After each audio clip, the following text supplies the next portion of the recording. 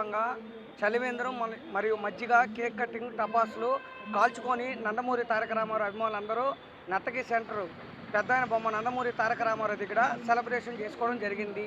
ఈ కార్యక్రమానికి వచ్చిన మా నందమూరి ఫ్యాన్స్ అందరికీ పేరు పేరున ధన్యవాదం చెప్పుకుంటున్నాను. జై ఎన్టీఆర్, జై జై ఎన్టీఆర్, జై ఎన్టీఆర్, జై జై ఎన్టీఆర్, జై ఎన్టీఆర్, జై జై ఎన్టీఆర్. నా పేరు భాగ్యలక్ష్మి, నెల్లూరు భాగ్య యూట్యూబర్ని.